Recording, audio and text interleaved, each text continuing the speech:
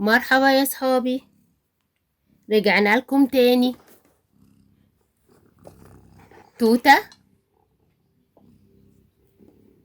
والرسم الجميل. لكن توتة النهاردة هترسم وتحكي لنا حدوتة.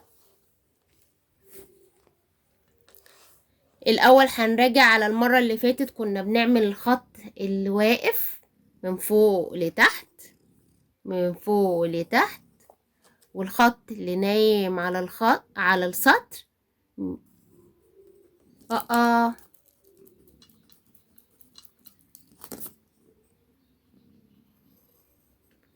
اللي نايم على السطر، واحد تاني نايم على السطر. توتة سمعت ان في ناس من اصحابنا بينزلوا يلعبوا في الشارع، ومش بس بيلعبوا في الشارع، بيلعبوا مع ولاد ما يعرفوهمش، وبيعرفوا منهم كلمات وحشة وكلام وحش خالص ويقعدوا يقولوه. فلما قلنا لاصحابنا، ففي ولد شاطر اسمه فارس قال ايه؟ قال ان احنا غلط اصلا ان احنا نلعب في الشارع، المفروض ان احنا نستنى لما ماما او بابا يفسحونا يودونا الجنينة او النادي ونلعب فيه. فندى ردت عليه قالت له طب انا بيتي بعيد عن النادي وما عنديش مكان تاني العب فيه غير الشارع، اعمل ايه؟ واحنا بنتكلم بنرسم الخط بتاعنا. فبعدين محمد رد عليها قال لها في الحالة دي ممكن ننزل نلعب في الشارع لو ما فيش عربيات في الشارع، بس هنلعب بشروط ما ننزلش من غير إذن ماما، وكمان حد كبير يبقى واقف في البلكونة، ونلعب تحت البيت، وما نلعبش غير مع الناس اللي احنا عارفينهم، ماما عارفاهم وبابا عارفهم، يعني جيراننا واصحابنا القريبين قوي قوي قوي. وما نقولش اي كلام نتعلمه في الشارع، عشان لو كان كلام حلو ما كانش ايه، كان ماما وبابا قالوه لنا في البيت. احنا عايزين نقول برافو ونسقف لفارس ونسقف لمحمد لانهم قالوا كلام حلو كتير. النهاردة بقى الخط اللي راسمينه النايم والخط اللي واقف ده هنبدأ نرسم فيه. لو توتة سمحت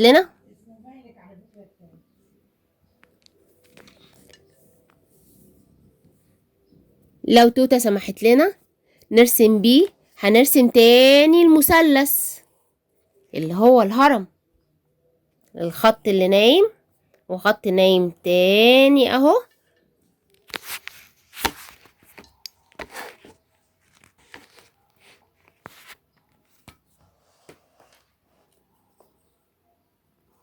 وخط نايم على الخط. هنرسم النهاردة كمان نفتكر الدايرة اللي احنا رسمناها، اللي هي خط واحد ولافف على نفسه. وبعدين هنرسم خط نايم وهينزل منه خطين، واحد كده وواحد كده، وبعدين خط نايم تاني. بقى رسمنا المربع. طيب هنعمل ايه بيهم؟ تعالوا كده هنرسم تاني المربع،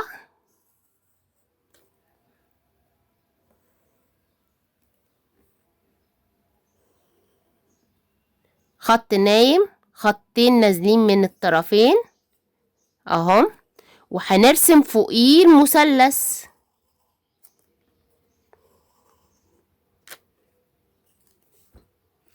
وهنرسم جواه خط نايم وخط واقف وخط واقف تاني، وهنرسم مربعين تانيين صغننين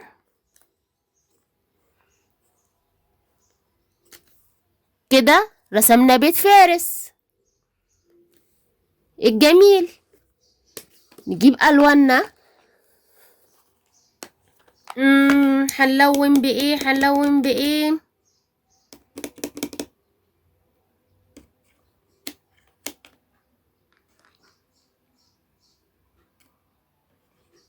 هنلون بالاصفر مثلا، في اتجاه واحد، في اتجاه واحد، واتجاه واحد، واتجاه واحد. هنسيب الشبابيك دلوقتي هنلونها كمان شوية، بس هنلون الحيطان بتاعة البيت الأول.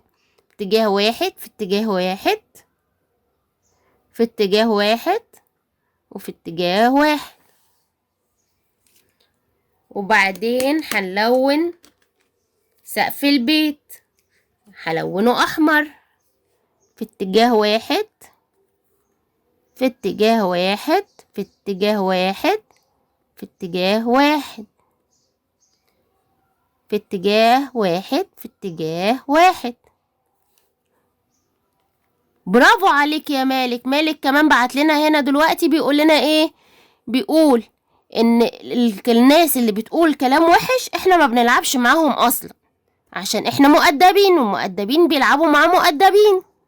برافو عليك. اصحابي كلهم شطار، اصحابنا كلهم شطار يا توته. انت شقية يا توته.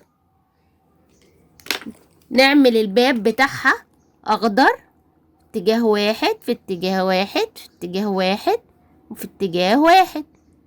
وهنعمل الشبابيك زيها. طيب هنرسم ايه تاني يا توته يا شقية انت يا توته؟ ها هنرسم ايه تاني؟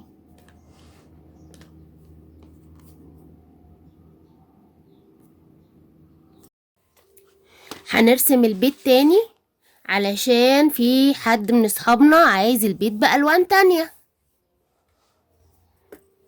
هنرسم تاني مربع كبير وعليه مثلث. لو غلطنا بنجيب استيكتنا الحلوة ونمسح ونرسم تاني. وبعدين جواه ده اسمه مستطيل، اللي هو زي المربع بس ايه، طويل شوية. وبعدين نرسم مربعين صغيرين كده عاملين زي ما يكونوا عينين، دول شبابيك البيت.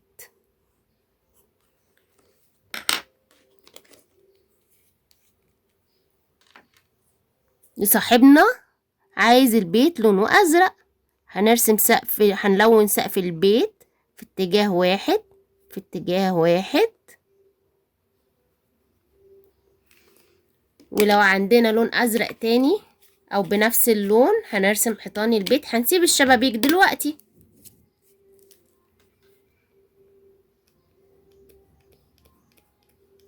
في نفس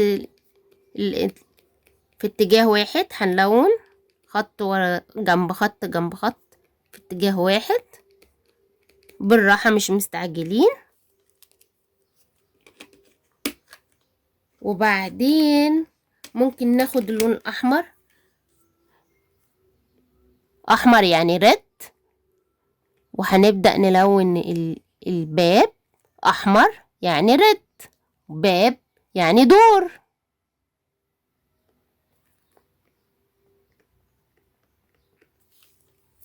ايه رأيكم؟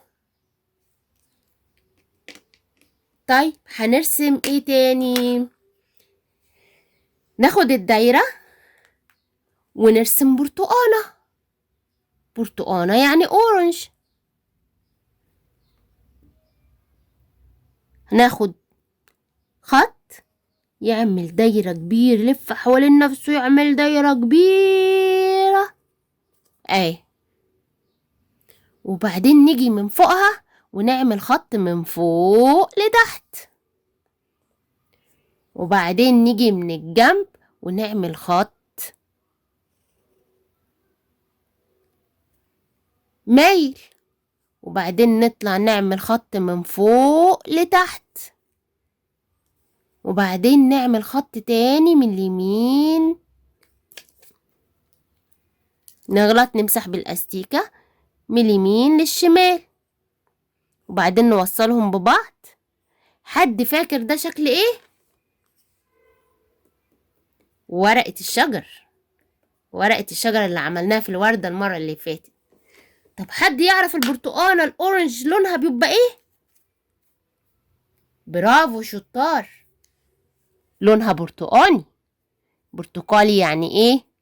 برضو يعني أورنج بالإنجليزي، يبقى أورنج يعني برتقالة أو برتقالة، ولونها أورنج يعني برتقالي.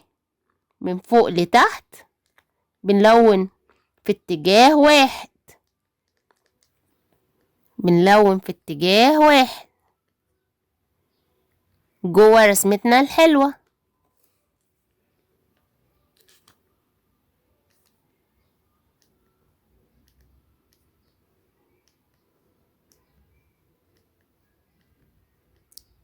برافو عليكوا شطار.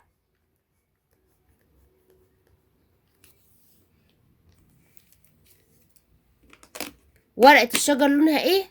ايوه مين بيقول؟ مالك شاطر، برافو عليك. اخضر. اخضر يعني جرين. اخضر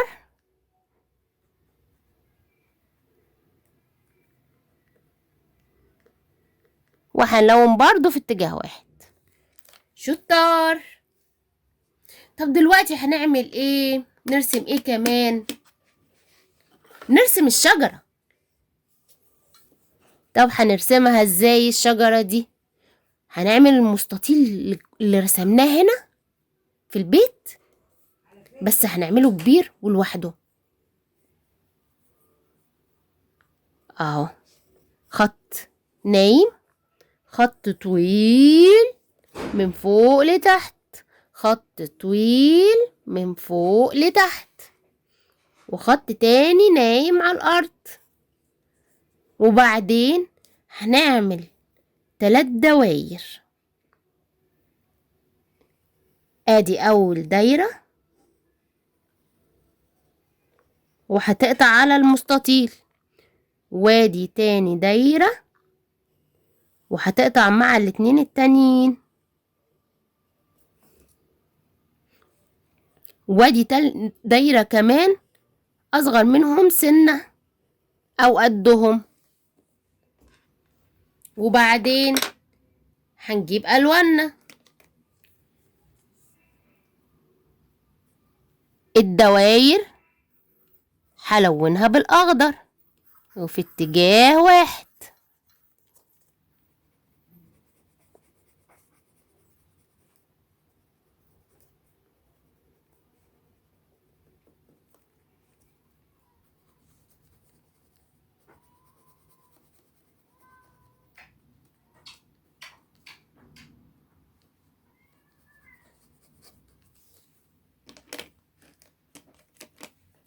والمستطيل اللي هو اسمه ايه؟ اسمه ايه؟ جذع الشجرة، هنلونه بالبني. اخضر يعني جرين، بني يعني براون. الشجرة جرين وبراون. نرسم شجرة اكبر منها؟ ممكن.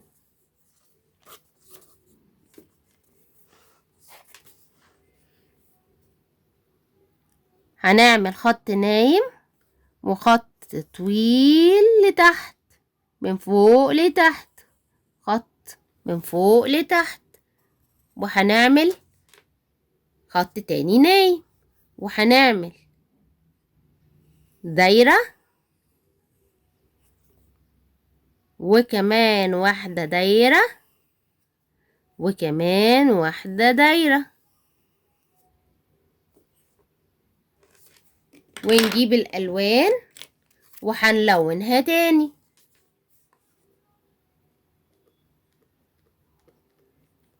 الأخضر للدواير في اتجاه واحد هنلون،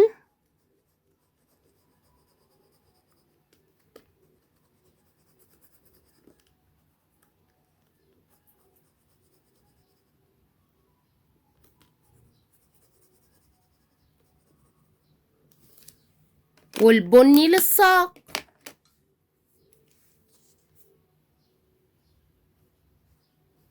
أو لجذع الشجرة.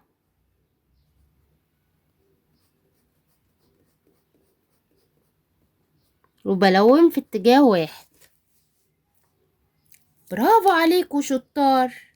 النهاردة هنسقف لأصحابنا المؤدبين اللي بيسمعوا كلام ماما وبابا،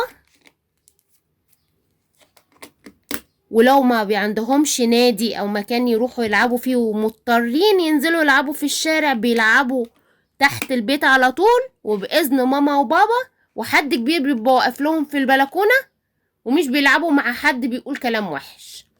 كل دول نسقف لهم. سقف لنفسك عشان انت شاطر وأمور، واشوفك المرة الجاية.